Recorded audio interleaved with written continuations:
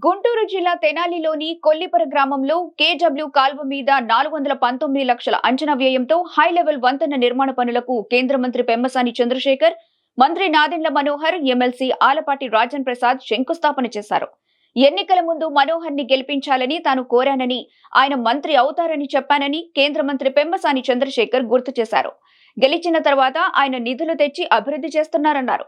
ఈ ప్రాంతం వరకు గతంలో ఎన్నడూ లేని విధంగా మనోహర్ ని అత్యధిక మెజారిటీతో గెలిపించిన కారణంగానే నిధులతో అభివృద్ధి చేపట్టారన్నారు. మంత్రి నాదెండ్ల మనోహర్ మాట్లాడుతూ వంతెన నిర్మాణం వల్ల కొన్ని గ్రామాల ప్రజలకు ఉపయోగపడుతుందన్నారు. తెనాలి ప్రాంత ప్రజలు మనోహర్ గారిని గనక ఎలక్ట్ చేస్తే ఆయన డెఫినెట్ గా మినిస్టర్ అవుతారని చెప్పాను. మీకు గుర్తుందో లేదో?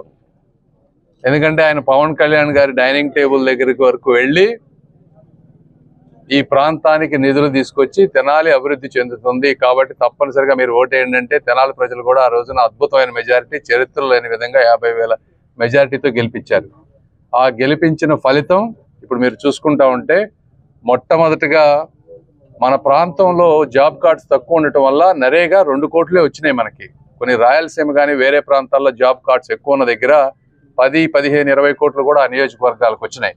మనకు 2 కోట్లే వస్తే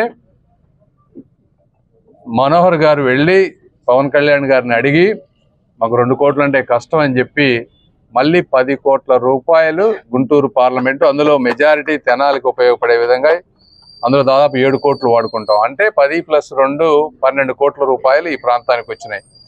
ఇవి కాకుండా ఈరోజు మనం ఓపెన్ చేస్తున్నటువంటి బ్రిడ్జ్ ఏదైతే ఉందో ఇది PMGSY బ్రిడ్జ్. ఇది యాక్చువల్గా 2023లోనే శాంక్షన్ అయింది సెంట్రల్ గవర్నమెంట్. కాకపోతే ఆ రోజు ఉన్నటువంటి ప్రభుత్వం ఒక ప్రణాళిక లేకుండా మ్యాచింగ్ 40% స్టేట్ ఇవ్వాల్సింది ఇవ్వకుండా ఉండటం వల్ల 2 సంవత్సరాలు ఆగిపోయింది బ్రిడ్జ్ వర్క్ అవటం. ఈ రోజున మళ్ళీ మ్యాచింగ్ చేసుకొచ్చి మనం ఈ రోజున శంకుస్థాపన చేసుకుంటా ఉన్నాం. ఇవి కాకుండా నేను మొన్న PMGSY సెంటర్ నుంచి దాదాపుగా 22 కోట్ల రూపాయలు విలువ చేసేటువంటి 3 లార్జ్ లెంతీ రోడ్స్ తీసుకొచ్చాం. అంటే మొత్తం వచ్చేటప్పటికి అది ఒక 12, ఇది ఒక 5, 17, తర్వాత అది ఒక 20, 37 కోట్ల రూపాయలు వితిన్ 9 monthsలో తెనాలి చుట్టుపక్కల ప్రాంతంలో వస్తున్నాయి.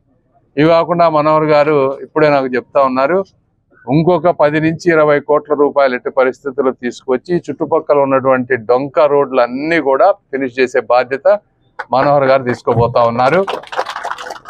కాబట్టి మనోహర్ గారికి ముఖ్యంగా ధన్యవాదాలు చెప్తా ఉన్నాను. మన చుట్టుపక్కల ప్రాంత ప్రజలందరూ కూడా అదృష్టవంతులు. ఆ విధంగా వల్ల వారు వెయిట్ చేయాల్సి వచ్చింది. దీనికోసం పత్రికాముఖంగా నేను వారికి సారీ చెప్తా ఉన్నాను. ఏదేమైనప్పటికీ అందరికీ మంచి జరుగుతుంది ఈ ప్రాంతంలో. దయచేసి ఈ ప్రాంత ప్రజలందరూ కూడా కూటమికి కలిసి ఉండాలని కోరుకోండి. అందరం, నేను అక్కడ రూరల్ డెవలప్మెంట్ కానీ, ఇక్కడ పవన్ కళ్యాణ్ గారు కానీ, ఇక్కడ మనోహర్ గారు కానీ, రాజా గారు కానీ, అందరూ సమర్థవంతమైనటువంటి నాయకులు, అందరం కలిసి ఈ ప్రాంతాన్ని అద్భుతంగా అభివృద్ధి చేస్తామని మీ అందరికీ తెలియజేసుకుంటా ఉన్నా. Thank you.